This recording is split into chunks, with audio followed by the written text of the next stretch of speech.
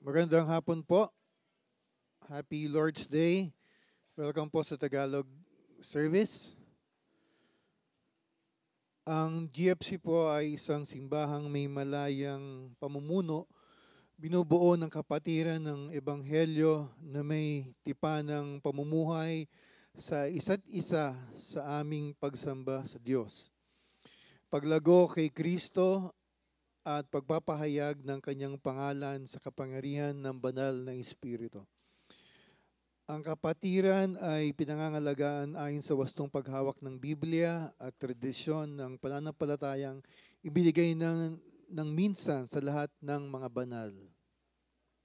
Mababasa ang aming Statement of Faith sa aming website, gfc.com.ph. Kung kayo po ay bisita at may katanungan, mangyaring lumapit po kayo sa aming reception table, katabi po ng entrance. Pagkatapos ng panambahan, ikalulugod po namin sagutin ang inyong mga katanungan. Ngayong hapon ay uumpisahan ni Brother Josh ang 3 kabanata ng 2 Korinto, kung saan binigyang liwanag ni Pablo ang kanyang tila pagpupuri sa sarili, kasunod ng pagtatapos ng Kabanata 2. At sa ating pong pambungad na awit, ito po ay nagpapahayag ng kahangahangang kapangyarihan ng Diyos mula sa pagtawag sa paglikha, sa pagiging hanggang sa pagkakatawang tao, ang salita ng Diyos na nagkatawang tao. Ang makapangyarihang salita ay ipinadala ng Ama sa isang misyon ng pagliligtas. Sabi nga po sa Kolosas, unang kabanata, mga talata 16 at 17, sapagkat sa pamamagitan niya ay nilikha ang lahat ng nasa langit at nasa lupa, nakikita man o hindi, pati ang mga espiritual na kapangyarihan, paghahari, pamamahala at pamumuno. Ang lahat ay nilikha ng Diyos sa pamamagitan niya at para sa Kanya. Siya ang una sa lahat at ang buong sansinukob ay nanatiling nasa kaayusan sa pamamagitan niya. Imbitahan ko pa kayong tumayo at mag-awitan sa ating Panginoon.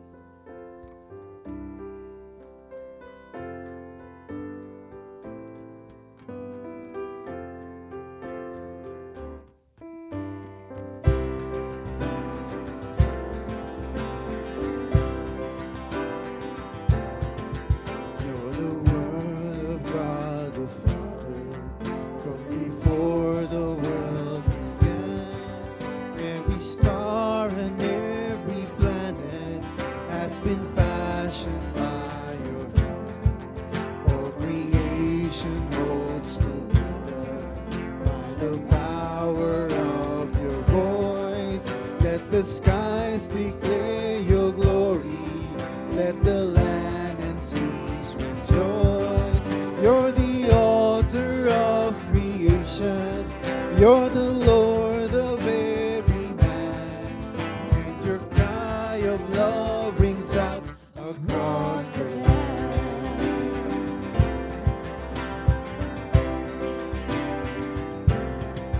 Yet you left the gaze of to seek and save the lost, and exchange the joy of heaven for the anguish of a cross. With a prayer you fed the hungry, with a word you still the sea. Yet how silently you suffered, that the guilty may go free. You're the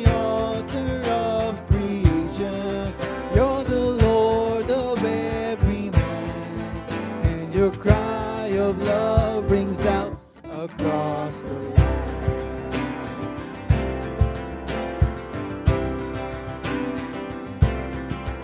With a shout you rose victorious, wresting victory from the grave, and ascended into heaven, leading captives in your way.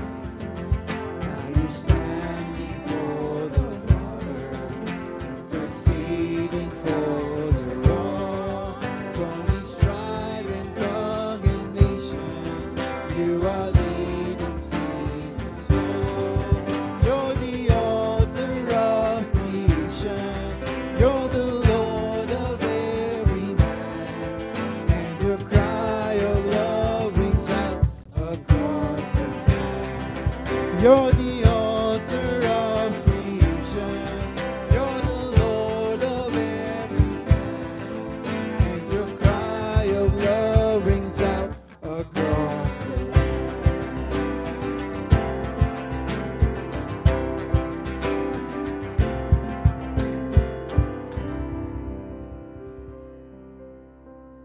Mga taga-Roma 5:20 hanggang 21, nang magkaroon ng kautusan, dumami ang pagsuway. Ngunit sa pagdami naman ng mga pagsuway ay lalong sumagana ang kagandahang loob ng Diyos. Kaya nga kung paanong naghari ang kasalanan sa pamamagitan ng kamatayan, gayon din naman ang maghahari ang kagandahang loob ng Diyos sa pamamagitan ng pagpapawalang sala.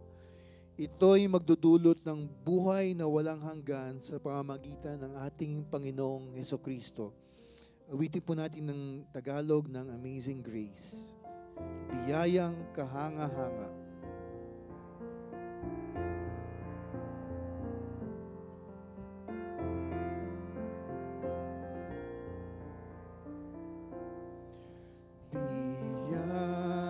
biyayang kahanga-hanga na sa'kin nagligtas.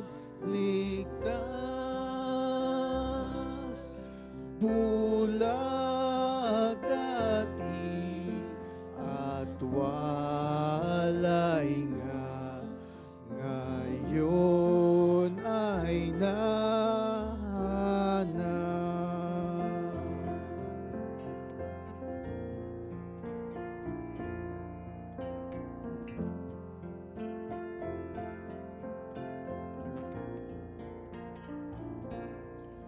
Ang pumukaw sa'king takot, ang siya ring lumingat. Biyayang aking hinirok mula nang mamulat. Sa marami ng panganib, ako'y itinawi. Biyaya rin siyang maghahatid sa tahanang langit.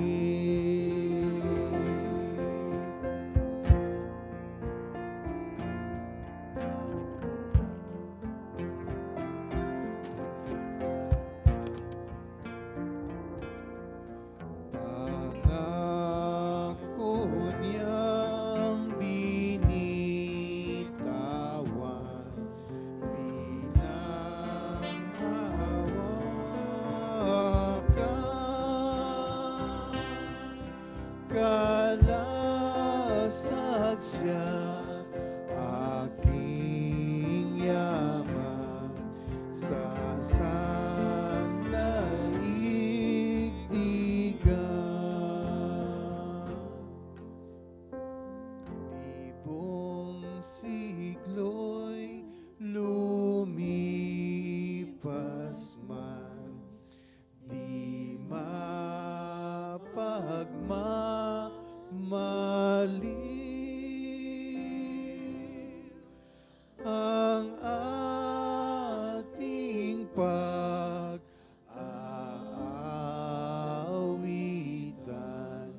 sa Diyos nating giliw.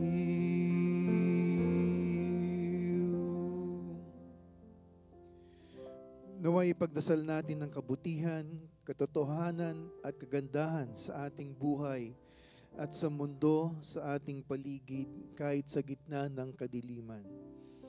At na ang Diyos na siyang liwanag ay alisin ang kadiliman sa atin, na tayo ay dalisayin ng kanyang kabanalan at maging liwanag niya sa mundo. Awitin po natin, Light of God.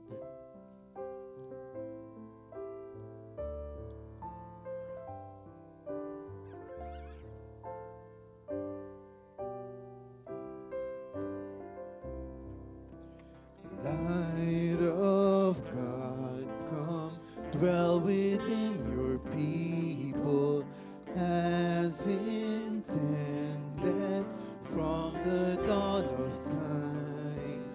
Make your goodness echo through creation, our desire, joy of the divine. Holy Spirit, break through our darkness. Holy Spirit, breathe through our lives. Light of God, come, radiant and glorious, perfect wisdom in this world today.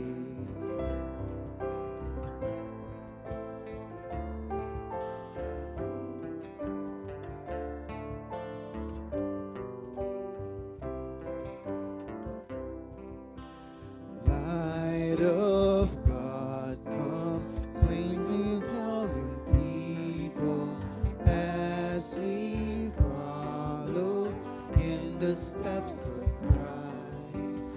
May your fragrance beautify your people as we mirror our Creator's light. Holy Spirit, break through our darkness. Holy Spirit, breathe through our lives. Light of God, come, radiant and glorious, perfect wisdom in this world today.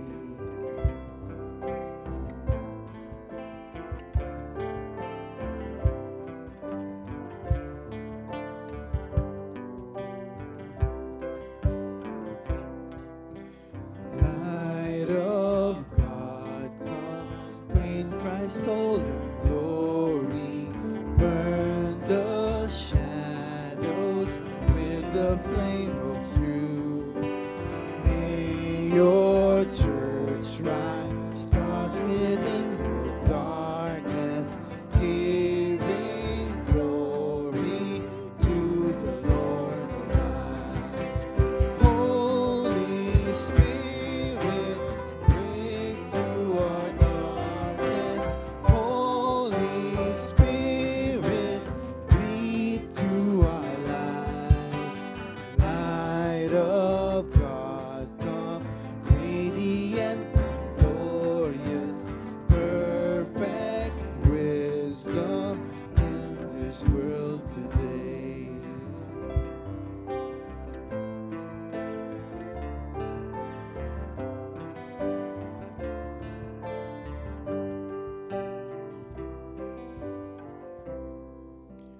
Light divine, come, Father of all beauty, Son of goodness, Spirit of all truth.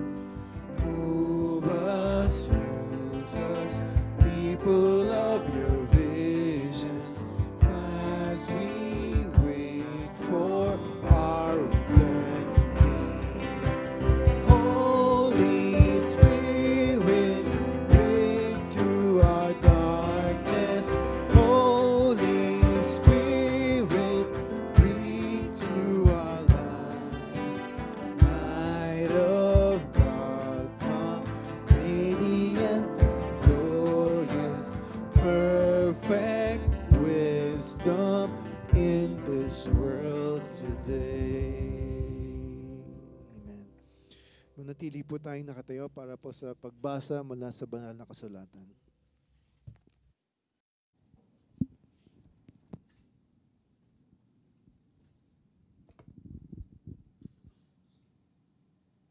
Jeremias, mga kabanata 31, mga talatang 31 hanggang 34.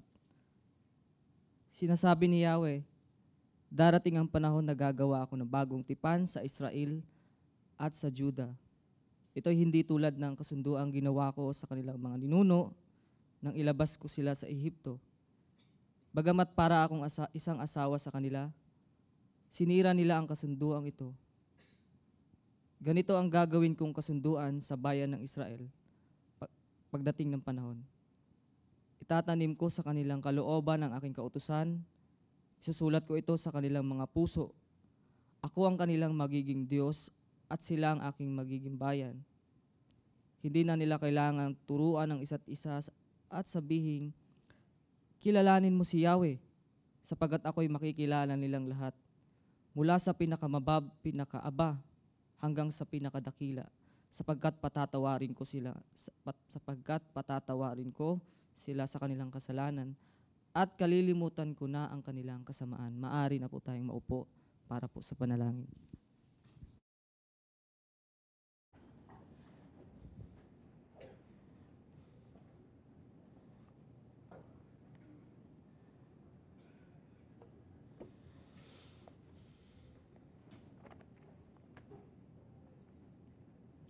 Tayo'y manalangin. Panginoong Diyos, Ama, tunay kami ay nagbibigay papuri sa inyo sapagkat tunay na kayo nga ay makapangyarihan at nahihigit sa lahat. And Lord, nagpapasalamat kami dahil binigyan niyo kami ng pagkakataon upang magtipon sa lugar na ito, upang sambahin ka po at hindi lamang yun, upang makasalumuha ang aming mga kapatiran. Pakita sa kanila ang pagmamahal na aming natatamasa sa inyong anak na si Jesucristo. Lord, alam naman namin na wala kaming pagkakataon na ganito or wala kaming pribilehiyong gawin ito kung hindi dahil sa sakripisyo na binigay ng inyong anak. Kung hindi, Lord, hanggang ngayon baka nandun pa rin kami sa aming kasalanan at hindi kami nagbabago. Pero Panginoon, nagpapasalamat kami dahil sa pamamagitan ni Jesus ay iniligtas mo kami. And ngayon, Lord, we pray na tulungan nyo kami na maging tapat sa inyo. Isang tapat na mananampalataya. Na kapag nakita kami ng ibang tao, Lord, na sana ang nakikita nila ay hindi kami kundi yung inyong pagmamahal, kung ang inyong anak na si Jesus. Gawin nyo kami tulad ni Jesus, Lord, na mapagkumbaba, mapagmahal at maawain sa aming kapwa. At hindi nalilimutan na ibigay o ipaliwanag ang ebanghelyo sa ibang tao na aming nakikita. Lord, tinataas po namin sa inyo ang aming church. Maraming salamat, Lord, dahil marami kaming Bible studies and lahat ng Bible studies na iyon, tulad na lamang po nung aming PDF, yung Tagalog Bible Study, Golden Ladies, Men of the Word, Women of Grace, and even yung young professionals, tsaka yung youth, Lord, and lahat ng mga Bible studies na nagmi-meet sa mga bahay-bahay at dito rin po, Lord, itinataas namin silang lahat sa inyo. Tataas namin na lalo na yung mga nagtuturo doon na ibigyan niya sila ng wisdom, ng katalinuhan, ng karunungan, and even yung mga dumadalo, Lord, buksan niyo po ang kanilang puso't isipan na tuluyan pa silang lumago sa kanilang pagmamahal para sa inyo. And Lord, pinagdarasal din po namin ang aming church. Hindi lang ang aming church, kundi ang buong bansa ng Pilipinas sapagkat darating na po ang eleksyon. And madalas, Lord, during the panahon ng election, doon po nag-aaway-away ang mga tao and hindi maiwasan na minsan kahit sa church ay nag-aaway-away ang mga miyembro dahil magkakaiba ang mga pananaw tungkol sa mga politiko. But Lord, tinataas po namin ang buong bansa sa inyo muna, Lord, dahil ito po ay napaka-importanting kaganapan para sa aming lahat dahil lahat kami ay apektado. Kaya sa kaming mga boboto, Lord, na may pagkakataon na bumoto, at bigyan nyo kami ng karunungan, bigyan nyo kami ng wisdom, i-guide nyo kami, Lord, kung sino po ba ang karapat-dapat na mamuno sa aming bansa. And Lord, para naman sa aming church na alam naman namin, Lord, na hindi kami lahat pare-parehas mag-isip at minsan ay nagkakaroon ng di pagkakasunduan. Bigyan nyo kami ng humility, ng pagpapakumbaba. Bigyan nyo rin kami ng pasensya, Lord. Kung merong mga argumentong nangyayari, Lord, sapagkat napakalaking issue nito and madalas nga po nagkakagulo ang mga simbahan. But Lord, ipaalala nyo sa amin na hindi kami nandirito dahil isang politiko lang po ang aming sinusuportahan. Hindi kami nandirito dahil pare-parehas kami mag-isip, kundi nandirito kami dahil mahal namin kayo at mahal namin si Jesus. At nais naming sundin ang inyong salita ng tapat. Kaya Lord, tulungan nyo rin kami na mahalin ang aming kapwa kahit na hindi kami nagkakasundo madalas. And Lord, maraming salamat po Lord sa pagkakataon na iyon na maaari naming i-exercise ang aming responsibilidad bilang mamamayan ng Pilipinas. And we just pray for the elections, Lord, na kayo na pong bahala. Maawa kayo sa amin, maawa kayo sa aming bansa. At sana po italaga ninyo ang mga mamumuno sa amin, Lord, na talagang uunahin yung kapakanan ng aming bayan, Lord, at hindi yung pansarili nilang kapakanan. And Lord, maraming salamat sa oras na ito. And Lord, bigyan nyo kami ng kaliwanagan ng kaisipan sa aming pag-aaral sa 2 Korinto. Tanggalin nyo po ang anumang distraction sa amin. At naway maunawaan namin ito at hindi lamang maunawaan, pero sana po ay maipakita namin ito sa aming buhay. Maraming salamat po, Lord, lalo na sa inyong anak na si Jesus. In Jesus' name we pray. Amen. Magandang hapon po sa inyong lahat. Alam niyo po, medyo masaya ako na nandirito. Masaya ako nakikita ko kayo. Pero ako po may malungkot sapagkat natalo ang Lakers. Kaya kung medyo mapungay ang aking mga mata ay intindihin nyo na lamang po. Mga kapwa Lakers fans ko dyan, mamaya tayo, crying session tayo. Pero tanggal naman yung Clippers kaya okay lang. So tuloy po nating pag-aaralan ang ating series po for today, which is patuloy po nating pag-aaralan yung 2 Korinto. At tayo po ngayon ay nasa chapter 3. Chapter 3 ng 2 Korinto.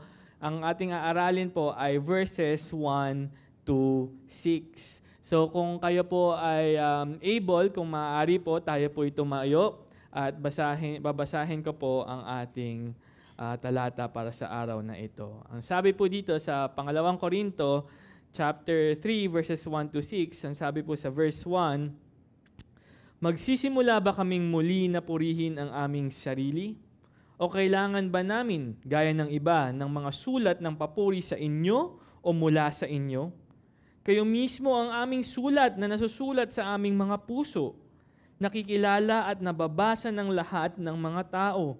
Ipinapakita ninyo na kayo'y sulat ni Kristo na iniingatan namin. Isinulat hindi ng tinta kundi ng Espiritu ng Diyos na buhay. Hindi sa mga tapyas na bato, kundi sa mga tapyas ng puso ng tao. Gayon ang pagtitiwalang taglay namin sa pamamagitan ni Kristo tungo sa Diyos. Hindi sa kami ay may kakayahan mula sa aming sarili upang angkinin ang anuman na nagmula sa amin, kundi ang aming kakayahan ay mula sa Diyos na ginawa kaming may kakayahan na maging mga lingkod ng bagong tipan. Hindi ng titik, kundi ng Espiritu. Sapagkat ang titik ay pumapatay, subalit ang Espiritu ay nagbibigay buhay. Maaari na po kayong umupo. Nung nakaraang linggo ay nagturo po dito sa atin si Kuya Carlo. Doon niya pinakita po sa atin yung puso ni Pablo sa kanyang paglilingkod at hindi lamang sa kanyang paglilingkod sa mga iglesia or in the churches around Macedonia and Greece. He also showed yung kanyang journey or kanyang paglalakbay. Ano ba yung nangyari sa kanya nung siya'y naglalakbay patungo ng Macedonia? What was he doing? What was happening to him? And we all know from last week po, napadpad siya sa isang lugar, napunta siya sa isang lugar na Troas. And doon sa Troas ay hinahanap niya si Tito or si Titus. And he was looking for Titus because nga po, ang alam natin, di ba, si Tito ang most probably, nagdala ng sulat sa mga taga-Korinto at ngayon ay may usapan sila na magkikita silang muli. Dahil nga nag-aalala si Pablo, he was worried, so what did he do? He decided to meet halfway. Kumbaga, magkikita na lang sila dun sa ruta na dadaanan ni Tito. Plano niya ay sasalubungin niya si Tito. But the problem is, nung pagdating niya ng Troas, ay hindi niya nakita si Tito doon. He didn't see Titus in Troas. And anong sabi niya dito? Ang sabi niya ay napanghinaan siya ng loob. Diba? Nag-aalala siya, napanghinaan siya ng loob. And he was humble enough to admit na inamin niya sa mga taga-Korinto na hindi niya nagawang samantalahin ang bukas na pinto or the open door that God had provided him with. Diba? Sabi doon, merong opportunity. There is an open door for us to minister. But Paul was truthful enough to even say na sobrang nabagabag ako, sobrang nag-aalala ako nun kay Tito at sa mga taga-Korinto na hindi ko nagawang samantalahin yung oportunidad na yun. I wasn't able to take advantage of the opportunity that God had presented. Imagine that. Kung ibang tao yun, hindi na nila kakwento yun. Diba? Hindi nila sasabihin yun. Kasi technically, it was quite a failure on the part of Paul. He wasn't able to take advantage doon sa opportunity na binigay ng Diyos. Pero iba si Pablo eh. He wants to be honest. Gusto niya maging tapat. Ito yung nangyari. He is humble enough to admit na hindi siya perpekto. And yung kagandahan ni Pablo eh. He's willing enough to admit even the times that he wasn't able to be fully successful in his ministry. Hindi siya tulad ng iba na puro pabango lang, puro yung mabubuti lang yung pinapakita sa mga tao. Ay, ang galing-galing ko kasi, puro ganun lang. No. Paul will include even his failures. Pero, kahit na ganun, sa kabila ng kanyang kabiguan na samantalahin yung opportunity na yon, anong sinabi niya? Alam ni Pablo na ang Diyos ang may control sa lahat ng bagay. At ang kanyang mga plano ay hindi mapipigilan. Kahit na pagpalya ng isang tao ay hindi yon sapat upang pigilan ang plano ng Diyos. Dahil kayang gumawa ng Diyos ng paraan na matutupad pa rin ang kanyang plano. Kaya ang sabi nga niya dito, nagpapapuri pa rin siya sa Panginoon. Dahil kahit na hindi niya natupad yung kanyang pinaplano or hindi niya nga nagawa yung binigay sa kanyang oportunidad ng Diyos, alam pa rin niya na ang Diyos pa rin ang may hawak ng lahat at hindi nakasalalay sa kanya ang plano ng Diyos. Na ang sinasabi niya dito na ako ay isang instrumento lamang ng Diyos. Hindi ako yung magdedetermina kung mangyayari ba yan o hindi. Ako ay isang instrumento lang. Lahat tayo ay instrumento lang ng Diyos na nagpapabango. Diba? Yung fragrance. Ano bang amoy natin sa tao? Ginagamit tayo ng Diyos. Ano bang amoy natin sa tao sa tuwing tayo ginagamit ng Diyos? Tayo ba'y mabantot? O isa ba tayong amoy na mahalimuyak na nagbibigay pag-asa at buhay sa mga lumalanghap? Kaya, ang sabi ni Pablo, hindi ako perpekto, pero ang Diyos natin ay perpekto. Hindi ako makapangyarihan, pero ang Diyos natin ay makapangyarihan. Kaya ano sinabi niya nung huli? Hindi daw tulad ng mga iba na nangangalakal ng ebanghelyo, hindi daw tulad ng iba na umaasa sa sarili nilang kalakasan, si Pablo ay umaasa lamang sa Panginoong Hesukristo. At anong sinabi niya sa verse 17? Sapagkat kami ay hindi gaya ng marami na naglalako ng salita ng Diyos, kundi gaya ng mula sa katapatan. Ngunit gaya ng mula sa Diyos, kami ay nagsasalita kay Kristo sa paningin ng Diyos. It's all God. It's all God. Sa pag-aaral natin ngayon, sa chapter 3, verses 1 to 6, nung binabasa ko to, naalala ko nga biglang, election nga pala next week, May 12, di ba? Election. So, ang tanong ko po, pag election, ano bang madalas na ginagawa ninyo?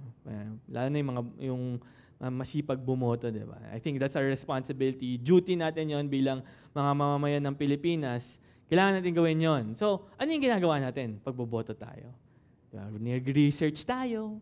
Nahanap natin kung ano yung background, ano yung credentials, saan ba nag-aral si ganito, ano bang tinapos ni ganito, ano ba yung experience ni ganito, ano bang ginawa niya, saan ba siya nagtrabaho, ano ba yung mga public works na tinulungan niya. Aside from that, ano ba yung mga bills na napasa na niya? Baka dati tumakbo na siya. Ano bang mga nangyari? Ano bang ginawa niya? What are his accomplishments? What are his credentials? Diba? Even, what are his referrals? Sino ba ang bumabak doon sa taong yon? Sino bang sumusuporta sa kanya? And we don't only do that when it comes to elections, diba? Even sa opisina, minsan nagkakaroon tayo ng mga sino yung ipopromote, sino yung magiging bagong boss, and then what do? Diba? You check the background, you check ano ba yung, i-hire ba natin to? O, computer literate daw siya, magaling daw siya sa Microsoft Word, magaling daw sa Microsoft Excel, kayang gumamit ng typewriter, ganun. So, ginagawa natin yon. Mayroon tayong parang standard, pasado ba to or hindi, ganun. Pero minsan, mahirap kasi hindi absolute yung standard Hindi lahat ng, even sa election hindi absolute yung standard na hindi porket na nagtapos, magaling na, hindi porket na hindi nagtapos, hindi na magaling. Diba? Pero ang nakakalungkot na nangyayari din ito sa simbahan. And yun sa sitwasyon ng mga taga-Korinto, ang nangyayari dito may mga pumapasok na mga tao at sinasabi nila, kami ay magagaling, kami ay mahuhusay, kami ay galing sa Jerusalem kung saan nanggaling si Kristo. Kaya dapat pag kami dumating sa inyong iglesia, ito ang aming mga kasulatan, ito ang aming mga credentials, dapat ninyo kaming tanggapin at sundin. Sapagkat kami ay mahuhusay at magagaling. Kaya ngayon, ang nangyayari, even in our churches today, ano nangyayari? Pag tumitingin ng mga pastor or mga leaders or ng mga preachers, anong iisipin? Yan dapat yung maging pastor natin kasi mayaman yan. Kasi magaling magsalita. Kasi aral yan. Kasi meron yung degree sa ganyan. Nanggaling yan ng Amerika, nanggaling yan ng ibang bansa. Mahusay yan. Ang nakakalungkot, lalo na sa mga taga-Korinto din, and tulad din ng mga maraming mga churches ngayon, and hopefully hindi tayo maging ganito, ang nagiging basihan na nila ay hindi na ang salita ng Diyos. Ang nagiging basihan na nila is, ano ba yung masarap pakinggan? Ano ba yung matunog sa tenga? Ano ba yung magandang makita? So even in the case of Corinth, may mga pumasok doon na mga taga-Jerusalem at sinabi sa kanila na kami taga-Jerusalem, ito yung aming mga credentials, ito yung aming mga accomplishments, ito yung nagsabi sa amin na tanggapin nyo kami, dapat tanggapin ninyo kami. Kaya anong nangyari? Hindi na nila tinanong, hindi na nila tinignan ng kasulatan kung tama ba, tugma ba ang kanilang mensahe sa salita ni Kristo, sa salita ng Diyos. And they just started accepting those people. Na nung dumating si Pablo, anong sabi nila kay Pablo? Pablo, nasaan yung kasulatan mo? Nasaan yung pruweba mo na ikaw ay lehitimong apostol ni Jesus? Doon mag-uumpisa ang ating mensahe for today. Yun ang naging problema. Humihingi sila ng pruweba kay Pablo bilang isang patunay kung siya ba ay isang tapat na apostol or even na tagasunod ni Jesus. Kaya sa pangalawang Korinto, ngayong aaralin natin, hinati ko po ito sa dalawang parte. binibigyan tayo ni Pablo ng dalawang ehemplo ng katotohanan kung ano ba ang itsura ng isang tapat na tagapaglingkod ng Diyos. Ano ba ang itsura at ano ba ang kailangan niyang meron siya? Upang masuri natin ang ating mga sarili kung tayo rin ba ay isang tapat na tagasunod ng Diyos. Ang unang punto ay itinalaga at kinilala ng Diyos. Ang isang tapat na tagasunod ng Diyos ay itinalaga at kinilala ng Diyos. Basahin natin verse 1. Nagsisimula ba kami muli na purihin ang aming mga sarili? Yun ang tanong niya. Nagsisimula ba kami o kailangan ba namin gaya ng iba nang may sulat ng papuri sa inyo o mula sa inyo? Sabi nga dito ni Pablo noong verse 17, di ba? Nung last week, ang sabi niya, kami ay nanggaling kay Kristo, kami ay galing sa Diyos. So basically, ang sinasabi ni Pablo dito, kami ay parang pinadala ng Diyos sa inyo. So nung narinig yun ng mga taga-Korinto, marahil iniisip na ni Pablo, o baka questionin nyo na naman ako ha? Baka questionin nyo ako na isabihin ninyo, Pablo, ano ba naman yan? Nagyayabang ka na naman. Nagyayabang ka na ikaw ang isinugo ng Diyos, ikaw ang pinadala ng Diyos. Pero ang sinasabi nga ni Pablo all along is ano? Ang sinasabi niya na, hindi nga ako ang may kapangyarihan. Oo, pinadala ako ng Diyos. Oo, instrumento ako ng Diyos. Pero hindi ako ang bida. Hindi nanggagaling sa akin ng kapangyarihan. Nagagawa ko lamang ang lahat ng ito, ang ministeryo ko sa inyo, ang tagapaglingkod ko sa inyo, paglilingkod ko sa inyo, sa pamamagitan lamang ng kapangyarihan na ibinibigay sa akin ni Kristo. Kaya sabi niya di ba? Sabi niya, oo, we are from God, but we speak truth in Christ. Nagsasalita kami ng katotohanan kay Kristo sa pamamagitan ng mensahe ni Kristo. So all along, ang sinasabi niya, huwag niyo isipin na ako'y nagyayabang. So ang sabi niya dito, nagsisimula ba kami muli na purihin ang aming mga sarili? Ang sagot doon, hindi. Hindi. At nagbigay siya ng pangalawang tanong. O kailangan ba namin gaya ng iba ng mga sulat ng papuri sa inyo o mula sa inyo? Ito ay isang tanong na ang sagot din ay hindi. Pero bakit natin nasabi na hindi ang sagot? Why is the answer here no? When he asked, do we need letters of commendation to you or from you? The reality is, some people would say na baka ayaw lang talaga ni Pablo na nagsusulat ng letters of commendation. Hindi. Actually, nagsulat si Pablo ng letters of commendation. Ang letters of commendation or yung letra ng papuri na nakalagay sa Tagalog translation natin is very common before. Madalas silang ginagawa ito. Ang letrang mga ganito, is liham na ganito na ginagawa nila, isang liham na pinapadala nila doon sa taong nais nilang ipakilala sa isa pang tao na hindi sila kasama. It's introducing one party to another by using that letter. So dahil bakit? Wala pang telepono noon. Wala pang telepono, wala pang text. Diba? Ngayon meron tayong text nga. Yung Shopee delivery natin, diba? Kuya, may guard dyan. Doon mo na lang ibigay. Nandun na yung pera sa kanya. Dati walang ganon. So, paano nila sasabihin na, etong kaibigan ko, kilala ko siya, i-host mo. Diba? Ikaw mag-alaga dyan. How do they do that? They send them a letter of commendation or a referral letter or, yun nga, letra ng papuri. And most of the times, the Christians during that time, they do this. Bakit? Naglalakbay yung mga Kristiyano upang ihayag ang ebanghelyo.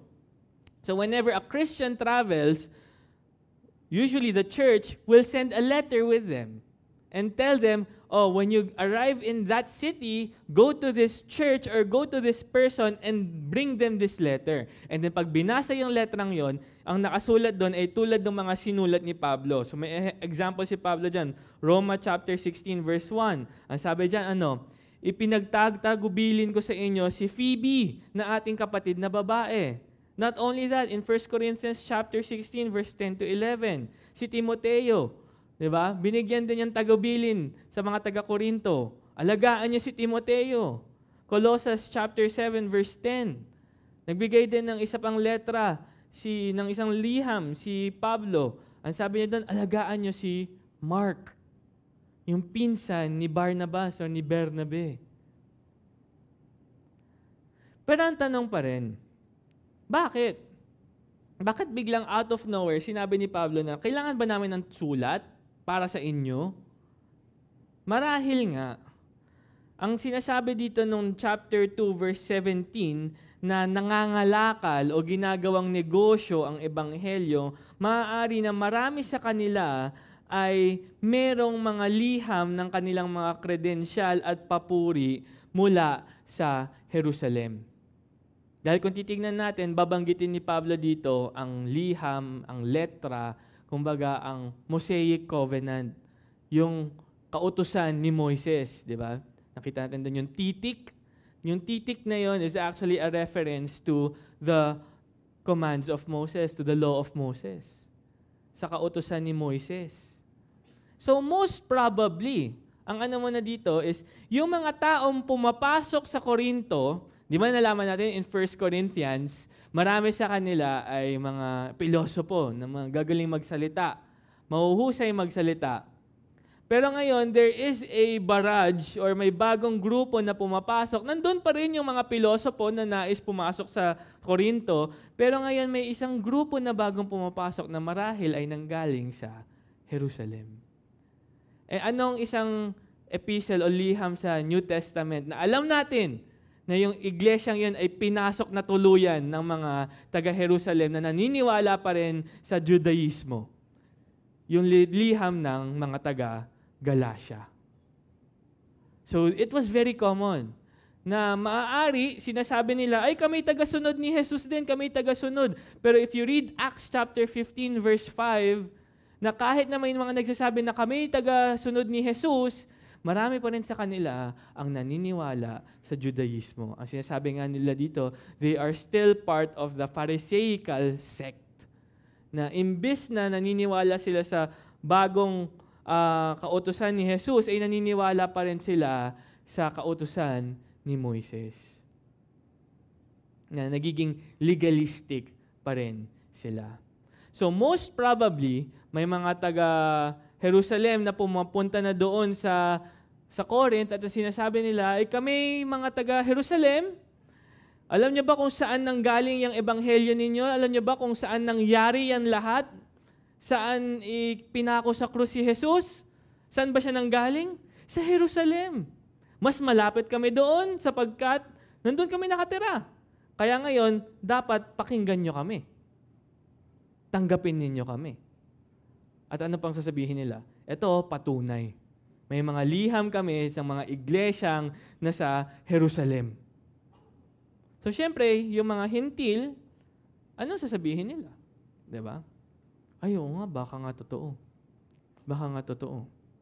Kasi nandun sila, taga dun sila, malapit sila dun eh. Ang nakakalungkot, nung pumasok sila doon, nagsasabi sila, ito yung mga liham. Hindi ko alam kung kanino nanggaling yung liham nila. Dahil nga maraming Kristiyano din noon sa Jerusalem at hindi pa sila tunay na nagkakaisa. Actually, nag-away-away pa nga sila sa Acts chapter 15, sa Gawa 15, na sabi nila, kailangan lahat na magiging bagong Kristiyano ay kailangan ituli. Circumcised dapat. Tapos sabi nila Santiago, nila James, at nila Pedro, hindi. Dahil kapag ginawa natin yan, edi ibig sabihin lang nun, patuloy pa rin tayong napapasailalim ng tipan ni Moises, the Old Covenant. Nandito na tayo kay Kristo, hindi na kailangan. Kung ikaw gusto mong gawin, gawin mo, pero hindi natin maaaring ipuwersa ang mga hintil na gawin din yan. At marahil nga, yung mga taong yon na nagsasabi na iyon ay pumunta sa Korinto. At sinasabi sa kanila, kami mga taga-Jerusalem, ito yung aming credentials, makinig kayo sa amin. So, anong nangyari? Marahil ito ang sinabi nila doon sa mga taga-Korinto. Ang Jerusalem ay kung saan nagsimula ang lahat. At sa makatuwid, ang sino mang nagtatrabaho sa labas ng Jerusalem ay dapat magkaroon ng mga sulat ng rekomendasyon bilang katibayan na sila ay lehitimong tagasunod ni Kristo. Meron kaming liham na nanggaling sa Jerusalem. Ayan, para sa inyo. At humingi rin kami sa inyo ng liham upang ipatunay na kami ay tagasunod ni Kristo. Ngunit bakit wala si Pablo? Bakit may isang lalaki dito na pumapasok dito na para bang hindi niya kailangan patunayan ng kanyang sarili?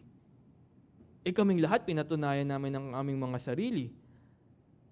Hindi ba ito isang favoritism?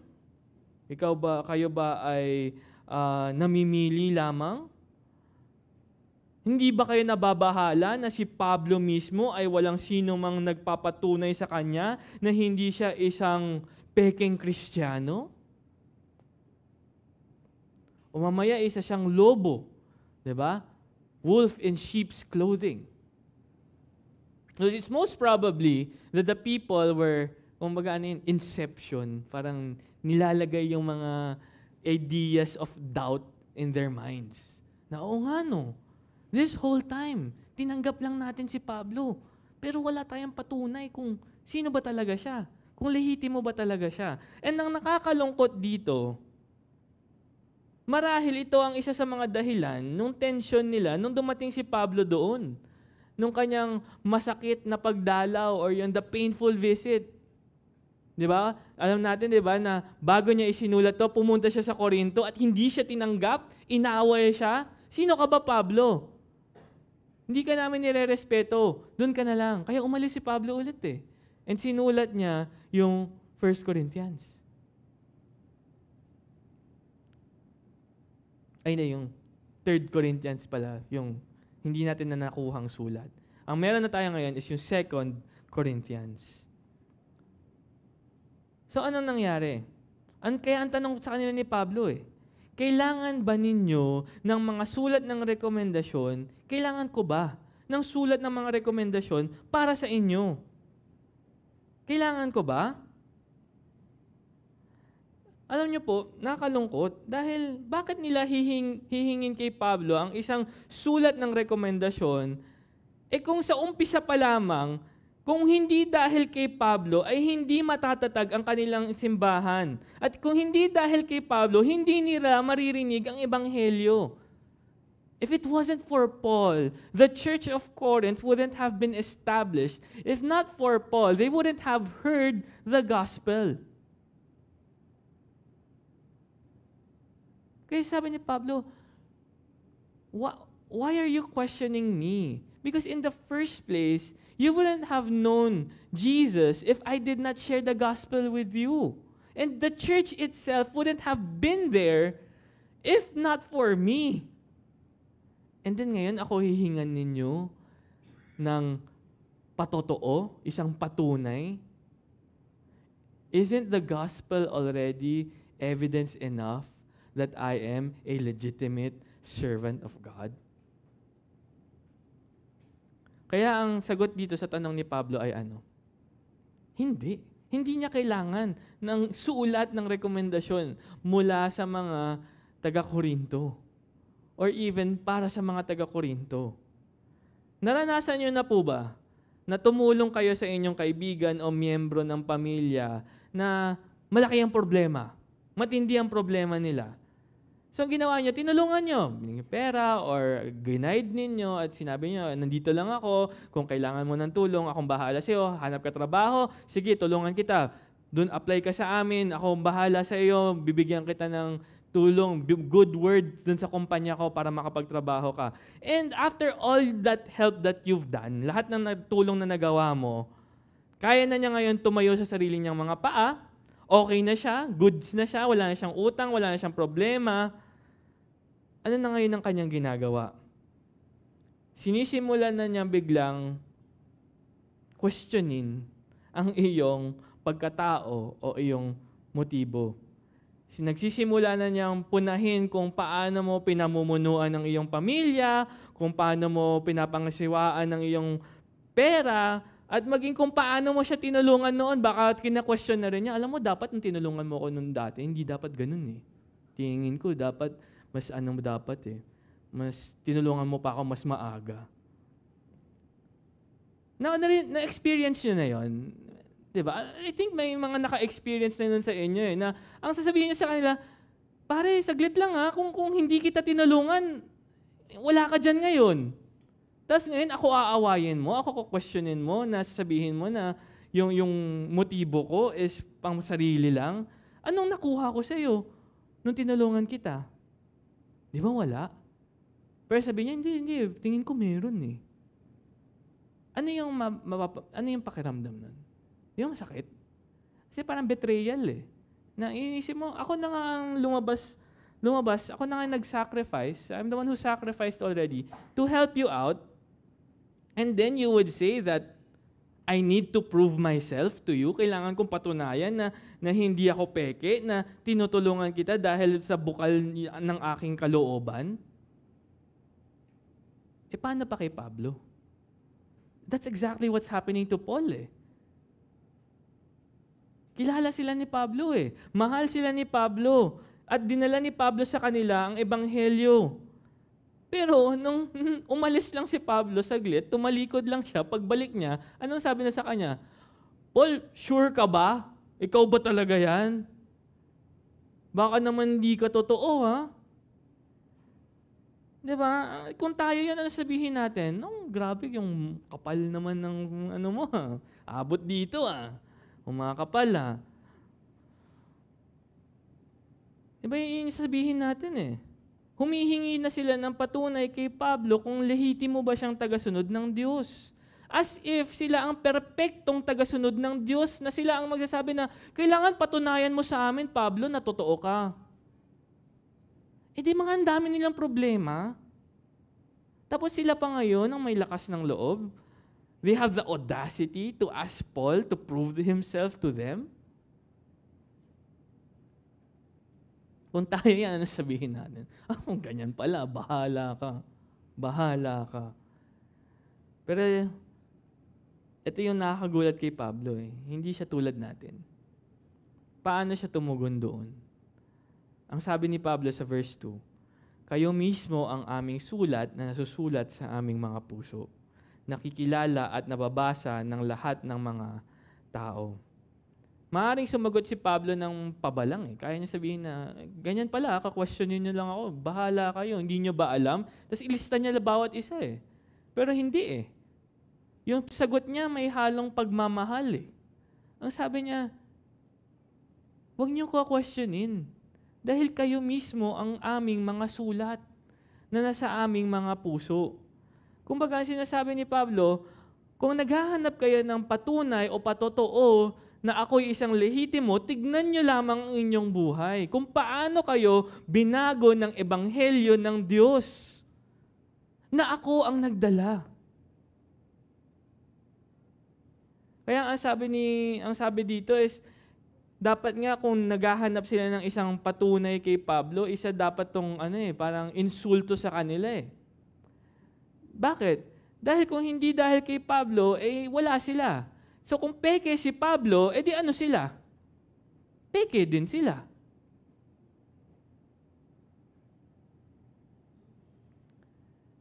Binago ng Diyos ang kanilang buhay. Bawat isa sa kanila. At ang sinasabi ni Pablo, kung naghahanap kayo ng patunay na sulat, ito ang sulat na iyon na nakatatak sa aming puso. Kayo yun. At yung sinasabi niya nakasulat sa aming mga puso, ito po ay isang linya na naghahatid ng maraming emosyon. Ang sinasabi niya, nakasulat kayo sa aming mga puso, meaning isang katotohanan na nasa pamumuhay na talaga namin. Na kahit saan kami magpunta, naaalala namin kayo at binabanggit namin kayo. Na tuwing nagbi-minister kami sa ibang mga churches, naaalala namin kayo at pinagmamalaki namin kayo. Dahil alam namin na kayo ay binago na ng ebanghelyo ng Diyos. Kayo ang aming patunay na ang aming ministeryo ay totoo. Kaya sabi niya, nababasa at nakikita ng lahat. Meaning, alam ng mga tao, sino ba yung mga taga-Korinto? Alam ng mga tao kung paano ba yung mga taga-Korinto. At sinasabi ni Pablo, kayo ang patunay. Nakasulat sa puso ni Pablo at sa kanyang mga kasamahan, meron silang pagmamahal sa kanila na nasa kanilang mga puso. Kaya in verse 3, ang sabi dito, pinapakita ninyo na kayo'y sulat ni Kristo na iniingatan namin. Isinulat hindi ng tinta, kundi ng Espiritu ng Diyos sa buhay, hindi sa mga tapyas ng bato, kundi sa mga tapyas ng puso ng tao. Ang sinasabi lamang dito ni Pablo ay na kayo'y nandiyan dahil sa ebanghelyong dinala ko sa inyo. Pero mas lalo pa niyang dinagdagan ng detalye. May dinagdag siya na isang detalye na napakahalaga. At anong sinabi niya? Kayo ay sulat, nino? Ni Kristo. Ni Kristo. He's saying that the author of this letter, the one who changed them, the one who made this all possible, was Jesus Himself. Kung makita niya dito, hindi nga sinabi ni Pablo na, alam nyo, kayo yung sulat ko eh. Kayo yung patunay ko. Ako yung gumawa. Ako yung nagbigay sa inyo ng ebanghelyo. Ako yung nagligtas sa inyo. Hindi. Anong sabi niya? Si Kristo lahat. Si Kristo ang nagsulat. Si Kristo ang may pakana. Si Kristo ang may kapangyarihan.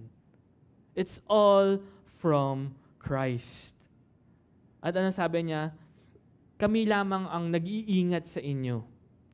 Actually, pag binasan din ninyo yung ibang translations, ang sasabihin dito, kami ang nagdala, kami ang nag-deliver. Pero yung salitang iniingatan o nagdala ay maaari mo itong i-translate sa Griego bilang naglingkod.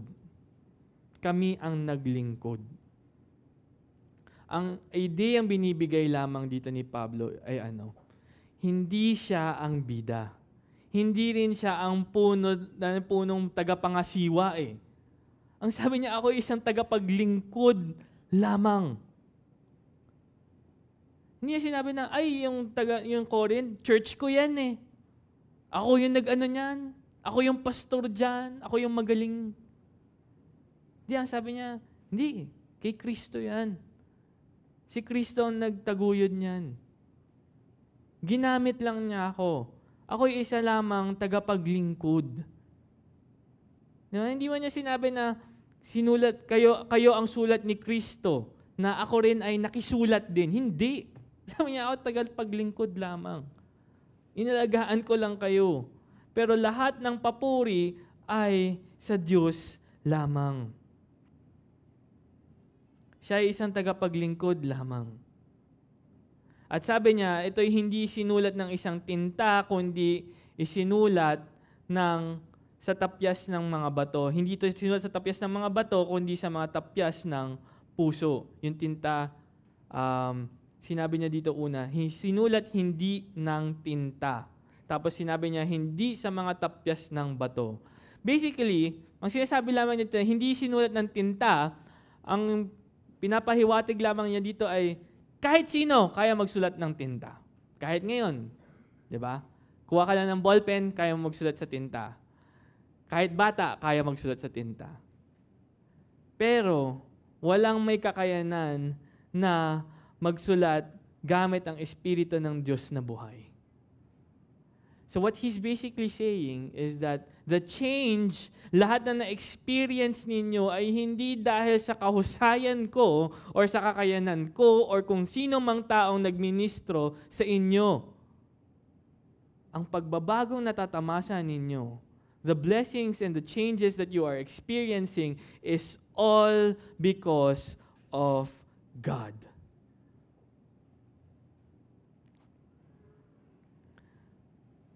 Ito ay gawain ng banal na Espiritu. Ito ay isang himala actually. Ito ay isang panloob na espiritual na gawain na nakakaapekto sa kanilang mga puso. Tapos, yung mga sinabi niya nga dito, yung tapyas ng bato at tapyas ng puso ng tao, ito po ay isa ng parang pasilip na pupuntahan niya ang lumang tipan. napupuntahan niya yung kautusan ni Moises. Pupuntahan din niya yung mga pangako ng mga propeta sa lumang tipan, yung mga propesiyang kanilang binigay. Specifically, yung tapyas ng bato at tapyas ng puso ng tao ay makikita yan sa Ezekiel chapter 36, verse 26. Bibigyan ko kayo ng bagong puso at lalagyan ko kayo ng bagong espiritu sa loob ninyo. Aking aalisin ang batong puso at inyong laman at aking bibigyan kayo ng pusong laman. Actually, yung sinasabi dyan na pusong laman, yun din po ang wording na ginamit sa tapyas ng puso ng tao. So it's actually really a reference to Ezekiel, and not only Ezekiel but also to Jeremiah 31 na binasa ni Yan kanina.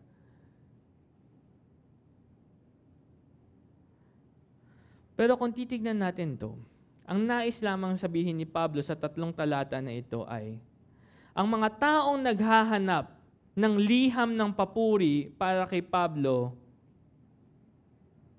ang mga taong naghahanap ng iyon ay hindi na dapat naghahanap pa nito.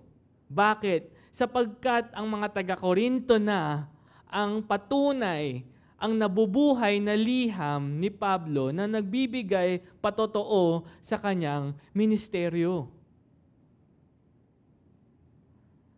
Kaya kung naghahanap sila, tignan lang nila yung buhay nila. At kung may ibang taong naghahanap, tignan nila yung mga taga-Korinto.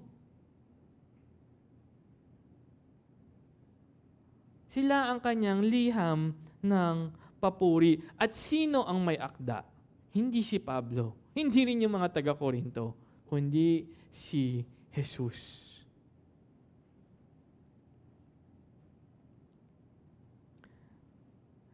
Ang pinapakita ni Pablo dito na ang pagbabalik loob o pagsisisi ng mga taga-Korinto or yung pagbibigay tiwala or pananampalataya nila sa Diyos ay isang banal at supernatural na gawain.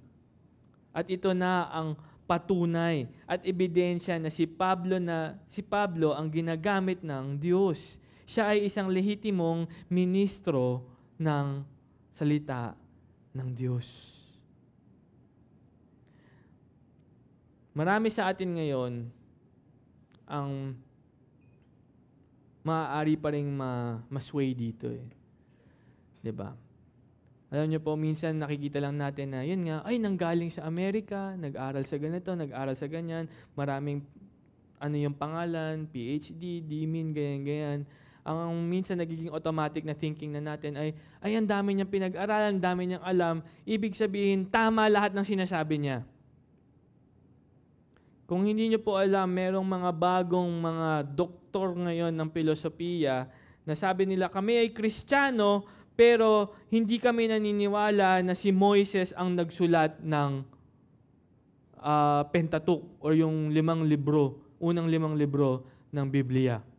Hindi si Moises. Genesis, Exodus, Leviticus, Numbers, Deuteronomy, hindi si Moises. Ano sasabihin ng mga tao? Ay dahil ang dami niyang doktor, ganyan-ganyan, graduate sa ganyan-ganyan sa Amerika, sa ibang bansa, marahil totoo ang kanyang sinasabi. Pero, ano bang sabi ng Biblia? Exodus chapter 24 verse 4 lang eh. Sabi doon, si Moises ang nagsulat ng lahat. So, sino ang mas papaniwalaan natin? Yung teologo na maraming ganun-ganun sa kanilang pangalan na hindi naman sumasang-ayon sa salita ng Diyos o mas papagkatiwalaan pa rin natin ang salita ng Diyos? Kaya even dito sa iglesia natin, sa church natin, kapag kami, yung mga nagtuturo dito, biglang nagturo ng iba na hindi nyo na makita sa salita ng Diyos, mag-ingat na po kayo. Kaya dapat lagi rin tayo nagbabasa at chinecheck. Lagi natin dapat tinitingnan kung naaayon ba talaga sa salita ng Diyos ang tinuturo. Kaya si Pablo po, wala siyang liham ng papuri dahil nga ang kanyang patotoo na ay yung buhay mismo ng mga taong binago ng Ebanghelyo. So kung may makita rin kayong mga ibang nagtuturo, lalo na yung mga false teachers na sinasabi, ako ang Mesiyas, ako ang bagong sugo ng Diyos, ako ang magliligtas sa inyong lahat, madali lamang malaman kung totoo ba yun o hindi. Nasasang-ayon ba sa salita ng Diyos ang kanyang sinasabi? Pangalawa, yung pruweba ba niya, oo, marami siyang tagasunod, pero yung mga tagasunod ba niya nauunawaan yung salita ng Diyos? Yun ba ang klaseng mga tagasunod ang hinahanap ng Biblia o yung tinuturing ng Biblia na tunay na mananampalataya ng salita ng Diyos? Kasi mamaya maraming magsasabi na, oy, tulad ni Pablo, hindi ko naman kailangan ng patotoo na patunay na ilehitimo ako eh. Dami ko ang tagasunod eh. Diba? Yung nagsasabi na siya daw yung Mesiyas, dami ng tagasunod, diba? Libo-libo. Pero paano mo malalaman kung totoo o hindi? Naaayon ba sa salita ng Diyos? Si Pablo ay isang lingkod lamang ni Jesus na kanyang pinagkatiwala na maglingkod sa kanyang mga tao sa Korinto. Hindi niya pinupuri ang kanyang sarili, hindi niya pinagyayabang ang kanyang sarili, kundi pinapaalala niya sa mga tao na ang kanyang mga ginagawa ay lahat ng ito ay dahil lamang sa binibigyan siya ng lakas at karunungan ni Kristo. Isa lamang siyang instrumento ng isang makapangyarihang Diyos.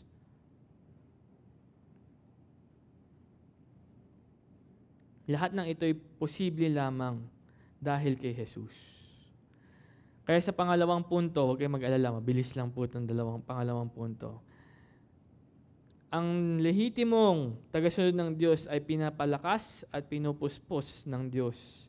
Verse 4, gayon ang pagtitiwalang taglay namin sa pamamagitan ni Kristo tungo sa Diyos. Gayon ang pagtitiwalang taglay namin. Sa English is confidence, kumpiyansa. Ito yung kumpiyansa namin. Ito yung pagtitiwalang taglay namin. Pero makikita niyo dito saan siya nagtitiwala? Where is that confidence coming from? Saan siya kumpiyansa? Hindi sa kanyang sarili, kung hindi kay Kristo lamang. Taglay nila ito sa pamamagitan ni Kristo tungo sa Diyos. Hindi ito dahil nagtitiwala sila sa kanilang sarili na iniisip nila ay napakahusay namin, ang galing-galing namin, superior kami sa iba. Hindi, ang sinasabi niya, dahil lamang ito kay Kristo. And makikita natin dito na minsan sabihin ng tao, Brother Josh, hindi ba ano lang to? Parang, alam mo yun yung parang pag sinabihan mo na, uy, kunyari kumanta sila, ang galing-galing mo naman kumanta. Ay, di, ang sama nga, ang pangit ng boses ko eh. Ganun ba yung ginagawa ni Pablo dito? Ang tawag lang sa English doon, humble brag. Humble brag na parang, hindi ako yun. Ganun ba yung ginagawa ni Pablo dito? Actually, hindi. Kasi yung mga humble brag, makikita niya yun, usually may kaakibat yun na pagmamataas, kawalang interest sa pagtulong sa iba, paghamak even sa iba. Pero kita niya dito yung katauhan ni Pablo is siya ay mapagkumbaba, siya ay very patient to others, siya ay nagbibigay tulong sa kanyang kapwa at hindi niya iniisip ang kanyang sarili. At lagi lang niyang sinasabi is, nagagawa ko ang lahat ng ito dahil kay Kristo. Hindi ako ang mahusay, si Kristo ang mahusay. Kaya ang sinabi niya, yung confidence namin, yes, may lakas kami ng loob. Hindi dahil sa magaling ako. Kasi si Pablo magaling siya di ba? Siya ay isang Pariseo, siya ay isang Romano. Kumbaga, elite yan matalino yan Pero parang winawalang bahala nga niya yun. Hindi nga niya sinasabi yan Sa dulo na lang, mapipilitan siyang sabihin Kasi nga, kina-question siya ng kina-question Pero sinasabi niya, hindi dahil sa akin. Kaya nagiging mahusay ang lahat. Dahil lamang ito sa Diyos. At ang sabi niya, ito ay tungo sa Diyos. Ang sinasabi lamang niya dito, ang lahat ng ginagawa niya ay nasa presensya ng Diyos. Hindi siya nananawagan sa mga tao upang bigyan ng kredibilidad ang kanyang sarili. Ang sinasabi niya is, ang Diyos mismo ang magpapatunay sa aking pagiging lehitimo. Kaya in verse 5, sabi dito, hindi sa kami ay may kakayahan mula sa aming sarili upang angkinin ang anuman na nagmula sa amin, kundi ang aming kakayahan ay mula sa Diyos. Alam niyo po, ang pangunahing dahilan na masasabi natin na walang tiwala si Pablo sa kanyang sarili dahil iniuugnay niya ang lahat ng kanyang ginawa sa Diyos lamang. Dahil alam niya kung wala ang Diyos, hindi ko magagawa ito. Kung wala ang Diyos, wala rin ako dito. Kung hindi siya pinakitaan ng Diyos sa daan tungong Damasco, hindi pa rin siya nandito. Baka hanggang ngayon, inuusig pa rin niya ang mga Kristiyano. Kaya alam mismo ni Pablo, kung hindi dahil sa Diyos, wala akong maipagmamalaki. I don't have anything if I didn't have God. So, kung titignan natin dito, alam ni Pablo sabi niya, wala kaming kakayahan mula sa aming sarili upang angkinin ang anuman. We don't have anything because Paul also knows that the people change, the church is being established not because of his skills. Hindi dahil sa magaling siya, kundi dahil sa salita ng Diyos lamang. If you read John chapter 6 verse 63, ang may kapangyarihan ay ang mensahe ng Diyos. Ang Espiritu ang nagbibigay buhay. Ang laman ay walang anumang pakinabang. Ang mga salitang sinabi ko sa inyo ay Espiritu at buhay. 2 Timothy chapter 3 verse 16 to 17. Ang lahat ng mga kasulatan ay kinasihan ng Diyos at mapapakinabangan sa pagtuturo, sa pagsaway, sa pagtutuwid at sa pagsasanay sa katuwiran, upang ang tao ng Diyos ay maging ganap, nasasangkapang lubos sa lahat ng mga gawang mabuti. Where is the power? It's in the Word. Nasa salita. Romans chapter 10 verse 14 to 15. Ano sabi dito? Ngunit paano nga silang tatawag sa Kanya na hindi nila sinasampalatayaan? At paano sila sasampalataya sa Kanya na hindi nila napakinggan? At paano sila makikinig kung walang mangangaral? At paano sila mangangaral kung hindi sila sinugo? Gaya ng nasusulat, anong ganda ng mga paan ng mga nagdadala ng mabuting balita ng mabubuting bagay? Sino ang nagdadala ng kaligtasan? Yung mensahe. Yung mensahe ng Diyos. Tayo ay instrumento lamang kung paano na ihahatid yung mensahe. Pero yung mensahe ba'y galing sa atin? Hindi. Galing sa Diyos. Kaya nga si Pablo, ang tingin niya sa kanyang sarili ay isang instrumento. Sa unang Korinto chapter 15, sinabi na niya to siya ang pinakahamak sa mga apostol at hindi karapat-dapat na tawaging apostol sapagkat inusig ko ang iglesia ng Diyos. Paul knows that.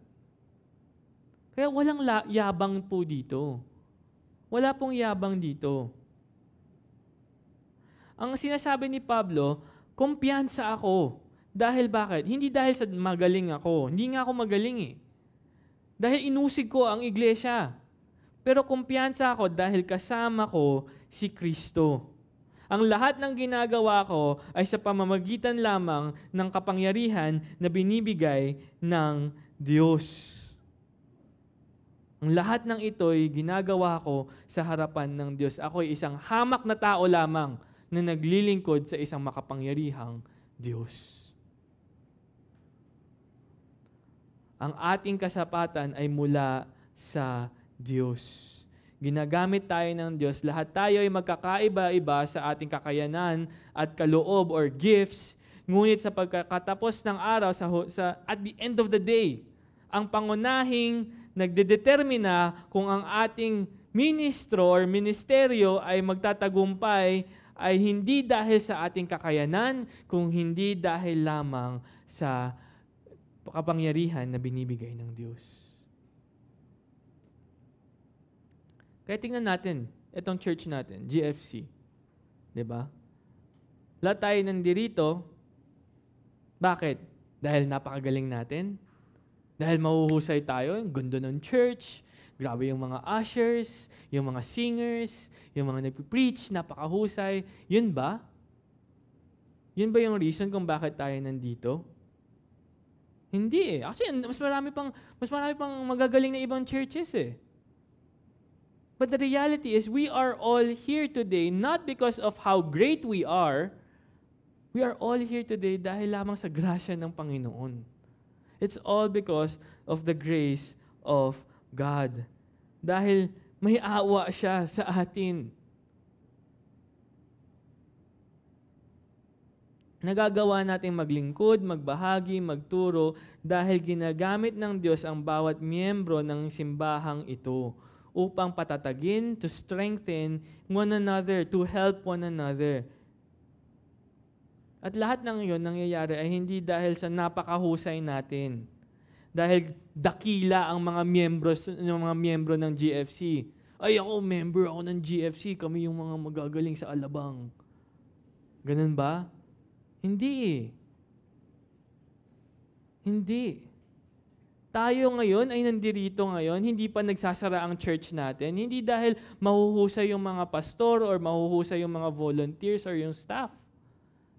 Ang church natin ay hindi pa rin nagsasara dahil may awa ang Diyos.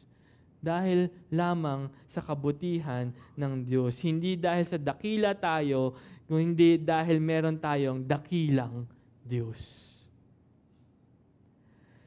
In verse 6, na ginawa kaming may kakayahan na maging mga lingkod ng bagong tipan, hindi ng titik, kundi ng Espiritu, sapagkat ang titik ay pumapatay, subalit ang Espiritu ay nagbibigay buhay. Tulad na sinabi ko po kanina, yung titik po ay, ang tinuturo nito ay yung kautusan ni Moises. So yung kautusan ni Moises. So the law of Moses na sinusubukan dati ng mga Hudyong sundin. So ang tanong dito is, bakit kailangan banggitin yung bagong tipan or the new covenant of God or of Jesus at yung lumang tipan? Dahil nga, marahil may mga pumapasok na mga Hudyo at sinasabi sa kanila, wag muna kayo masyadong makikinig dyan sa mga sinasabi ni Pablo at sa sinasabi niya na utos daw ni Kristo. Dito pa rin tayo, balik tayo sa ano ba yung mas matagal na at subok na. Dito tayo sa kautusan ni Moises. So, wag muna kayo dyan ha. Dito muna tayo. Makinig tayo dito. And anong nangyayari? Nagkakaroon na sila ngayon ng confusion. Diba? Tulad nga sa mga taga-Galacia, anong sabi ni Pablo sa kanila? Nakalimutan nyo na ba yung ebanghelyo na bumabalik kayo sa kautusan ni Moises? Kaya sabi ni Pablo sa kanila ang titik ay pumapatay. Nakakamatay yan. And what does he mean by nakakamatay ang kautusan ni Moises?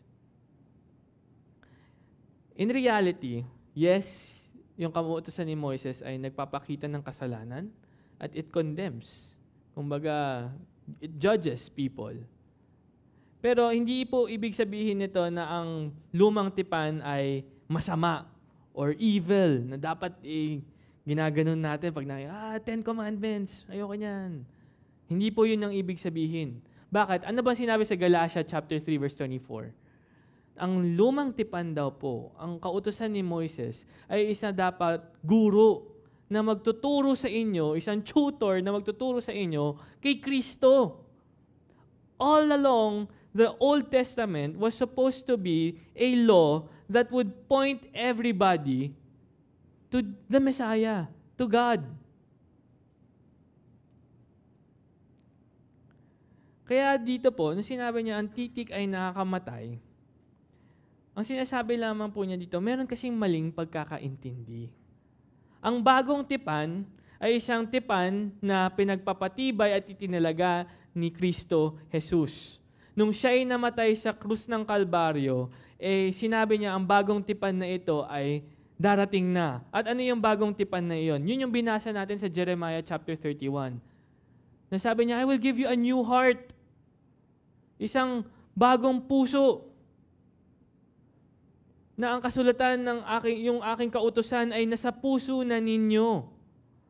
At anong ginawa ni Kristo nung kanyang itinalaga yung bagong tipan? He fulfilled. Kinompleto niya. Yung kautusan ni Moises, sinunod niya lahat ng iyon. Kaya hindi na tayo nakokondena ng lumang tipan. Sapagkat sinagot na yun ni Jesus para sa atin.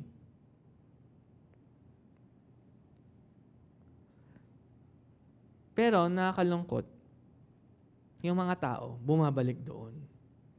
Kaya ang sabi ni Pablo sa kanila, huwag niyong gagawin yan. Dahil pag ginawa niyo yan, magkakaproblema kayo. Dahil maiisip ninyo na hindi na kayo naliligtas sa pamamagitan ng sakripisyo ni Jesus kung hindi naliligtas kayo dahil sinusunod ninyo yung kautusan ni Moises. And yun yung nangyari sa mga Hudyo sa lumang tipan. Ang nakakalungkot, dapat talaga yung kautusan ni Moises ay binigay ng Diyos bilang tugon nila dahil sila ang pinili ng Diyos na kanyang bansa. Kumbaga, hindi yan nila susundin para maging pinili. Hindi, pinili na sila kaya't kailangan nilang sundin iyon. Ang kautusan ay isa sanang paraan upang mapakita nila yung kanilang pagmamahal at pananampalataya sa Diyos. Ngunit, hindi nila ginawa yon. Instead, anong ginawa nila? Ginawa nila yung kautusan ng Diyos bilang isang paraan na kayanin nilang iligtas ang kanilang mga sarili. All along, dapat ang nangyayari is, nakikita nila yung kautusan ng Diyos, nakikita nila hindi nila kayang iligtas sa kanilang mga sarili. At ano sasabihin nila? Panginoon, magtitiwala na lamang kami sa inyo. At gagawin namin ang aming makakaya upang sundin ang iyong kautusan. Pero ang aming pananampalataya ay nasa inyo. Pero hindi na yun ang kanilang ginagawa. Anong ginagawa nila? Ang sabi nila, kailangan kong sundin ang bawat isang nakasulat dahil kung hindi ko susundin to, ako'y pupunta sa impyerno at wala silang pananampalataya sa Diyos.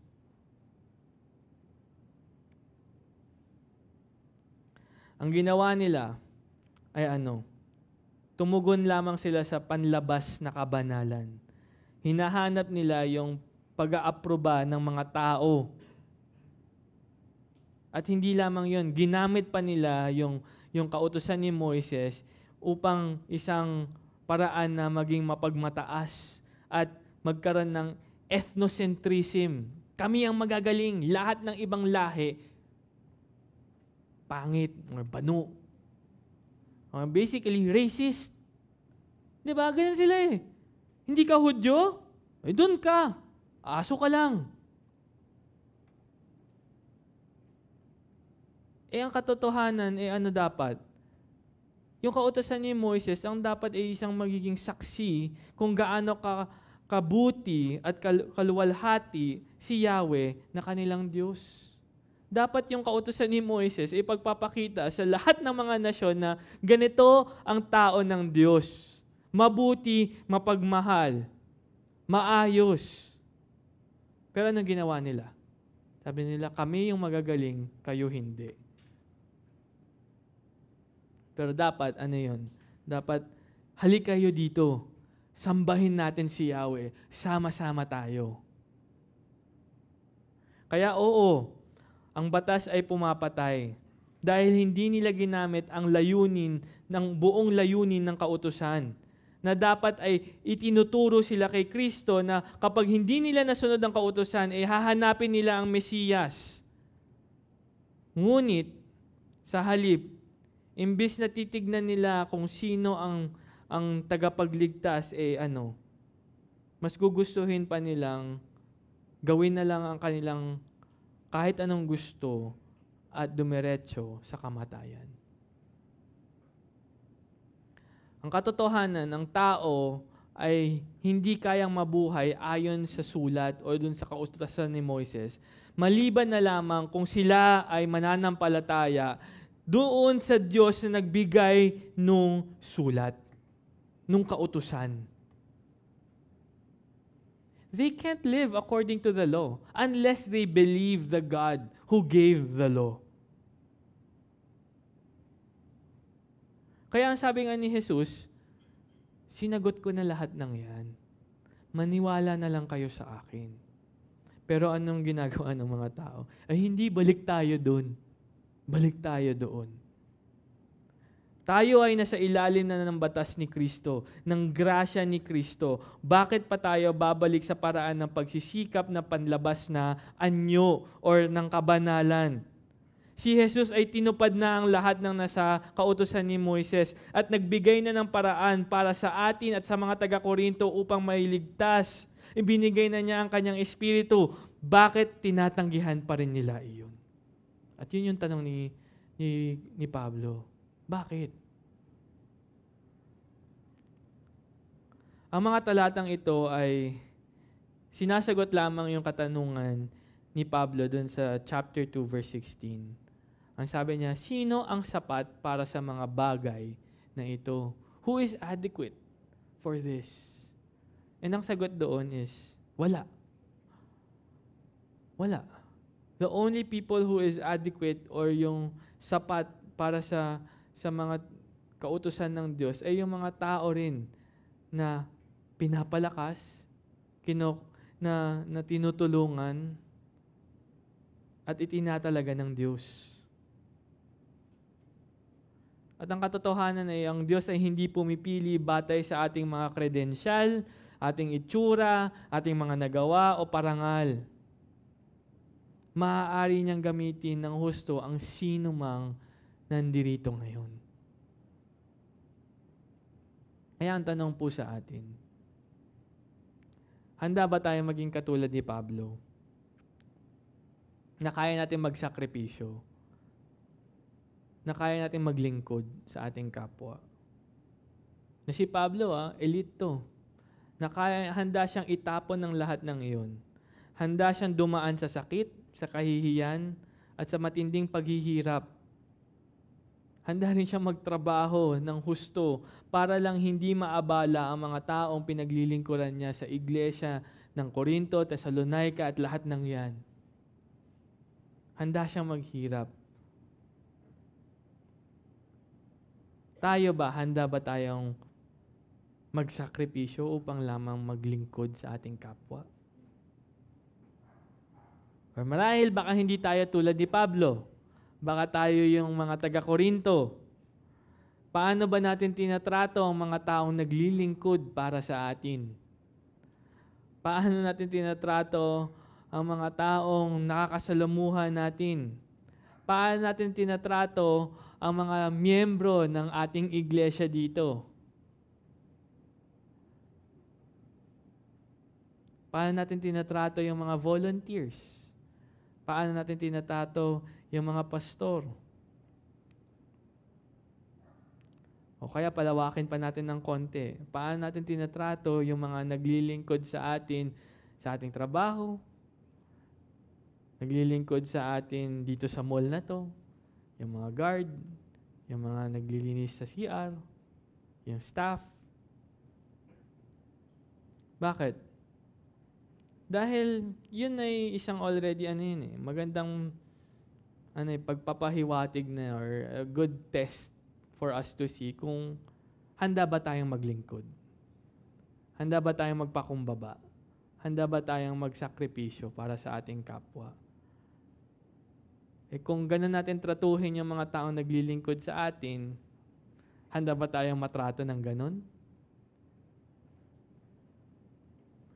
Pero kung ikaw naman po ay nandirito ngayon, at siguro alam mo si Kristo, alam mo na meron tayong Mesiyas, pero hirap na hirap ka pa rin maglingkod sa iba, o kaya naman hindi mo maunawaan kung bakit ko kailangan mag-serve, bakit ko kailangan paglingkuran ng Diyos. Well, tignan na lang natin yung pinakadakilang halimbawa ng paglilingkod. At sino yun? Si Kristo. Si Kristo na Diyos. Na Diyos siya. Pero nagkatawang tao siya at hindi lamang yun, isang anyo pa ng isang alipin daw, sabi sa Filipos. Sa pamamagitan ng pagiging katulad ng mga tao, nagpakumbaba siya. Sa pamamagitan ng pagiging masunurin, hanggang sa kamatayan, maging sa kamatayan sa krus ng Kalbaryo. At all for what? Para saan?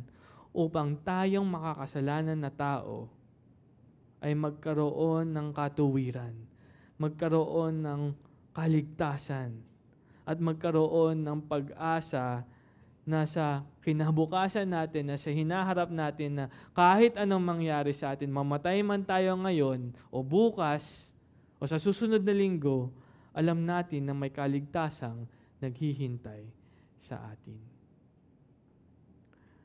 Kaya kung tatapusin ko po ito, nais ko lamang pong ipauwi sa inyo is that whenever we serve God at naging successful yung pag-serve natin, hindi dapat papasok sa ating utak na tayo yung magaling. Hindi, tayo isang instrumento lamang. Hindi po dahil sa mahusay tayo o ganon, ito'y dahil lamang sa kabutihan ng Diyos.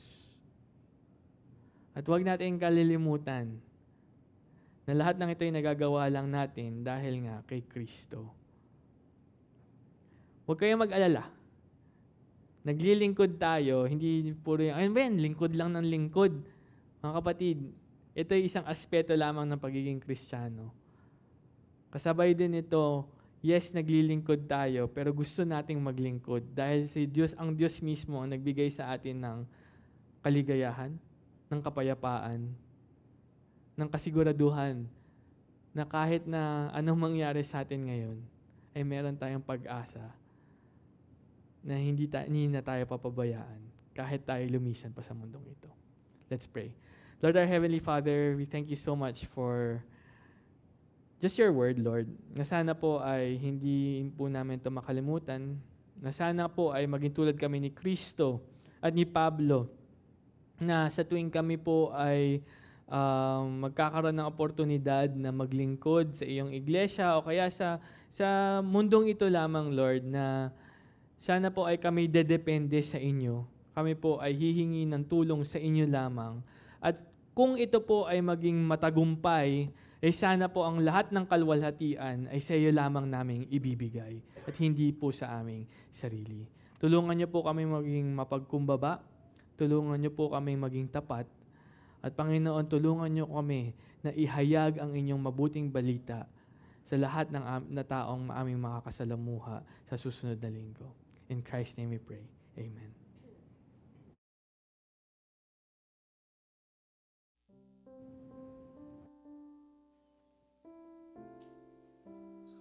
Bilang isang epektibo at gagamit-gamit na manggagawa ng bagong tipan, naway humingi tayo ng tulong sa Diyos na sakupin ang ating puso, panghawakan at gapiin ang mga makasalanan nating pagnanasa.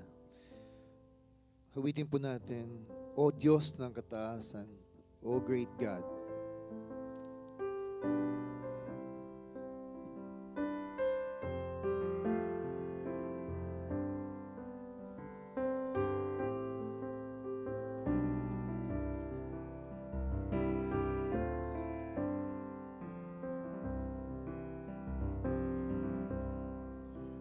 O Diyos ng kataasan, sakupin ang puso ko, ang kining pagharian, ubiging paglaban ko. Huwag hayaang may lisan laban sa kabanalan.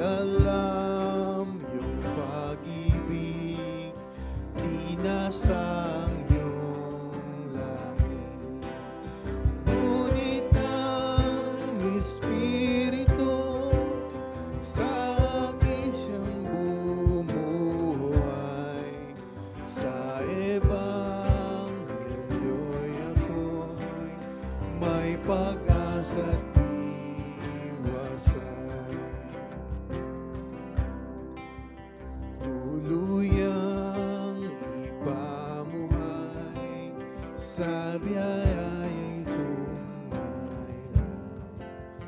Ingatan ang puso ko sa mga kasama.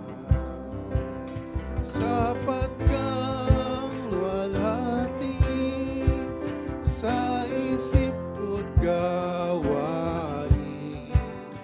O Diyos ng kataasan, walhating iyong ngalan.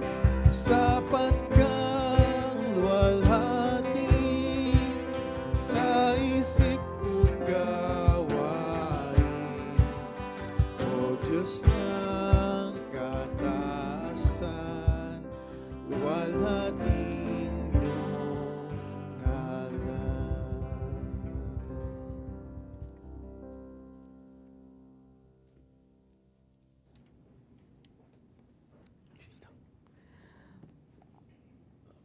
Okay, so konting ano lang po, update regarding church life natin. So sa Miyerkules po at 7:30 for the members ng GFC, meron po tayong prayer meeting. So 7:30. So tulad nga po na sinasabi ko dun sa iba, may mga kasamahan tayo dito na kahit nasa trabaho, log in lang sila to join along the prayer kahit nagtatrabaho sila. O yung iba habang naghuhugas ng pinggan. Hindi ko alam. Pero yun nga po, but we'll be very encouraged to see you there kahit naka-off yung cam. So ayun po, interesado kayo, message our staff. And then Tagalog Bible Study also sa May 8 naman po. May 8, Tagalog Bible Study. Tito, chapter 3, verse 1 to 7. Si Kuya Ian po ang magtuturo. So 8 p.m. po yan, live sa ating Facebook. And then, Golden Ladies, May 9, Friday at 1 p.m. dito po. So, kung kayo po ay lady at yung edad nyo po ay, kayo na pong bahala. Pwede po kayong pumunta dito. And then, Women of Grace naman po ay sa Sabado, May 10, 9 a.m. Dito po sa GFC Center. So, kung kayo po ay babae, maaari po kayo mag-invite din ng family and friends nyo na kababaihan din po. And then we also have Youth Bible Study on May 10.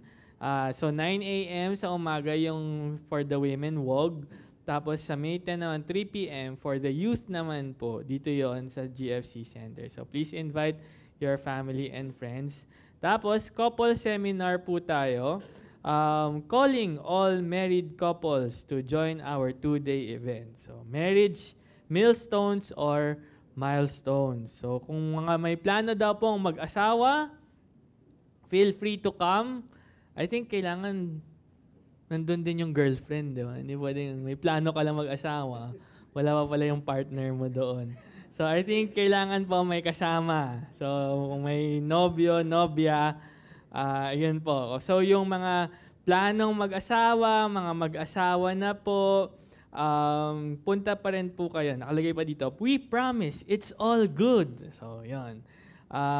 Any married people or even engaged, please join. Registration is at the back. So, limited slots lang daw po. And then lastly, we have our baptism class and baptism proper.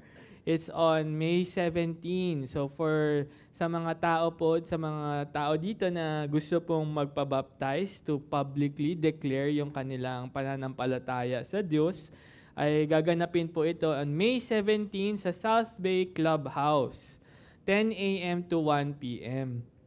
So kung kayo po ay magpapabaptize, please inform yung staff po natin. At kung kayo po ay manonood lang, please inform din po yung staff natin. Kasi para lang alam natin yung bilang, mamaya dumagsa tayong lahat doon, di tayo magkasya. So kung kayo po ay magwi-witness of the baptism, please inform the staff also.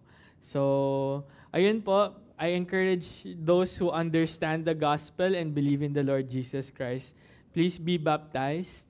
And if you're also thinking to become a member dito sa church natin, isa po yan sa mga requirements. Okay po? So ang ating benediction passage is found in Hebreo chapter 13 verses 20 to 21. At ito po ang sinasabi, ngayon ang Diyos ng kapayapaan na bumuhay mula sa mga patay sa ating Panginoong Hesus, ang dakilang pastol ng mga tupa sa pamamagitan ng dugo ng walang hanggang tipan, naway gawin niya kayong ganap sa bawat mabuting bagay upang magawa ninyo ang kanyang kalooban at gawin sa atin ang nakakalugod sa paningin niya sa pamamagitan ni Hesukristo na sa kanya ang kaluwalhatian magpakailanman. Amen. Glory be to the Father, and to the Son, and to the Holy Ghost, as it was in the beginning, is now, and ever shall be, world without end. Amen. Amen. Have a blessed Sunday, everyone.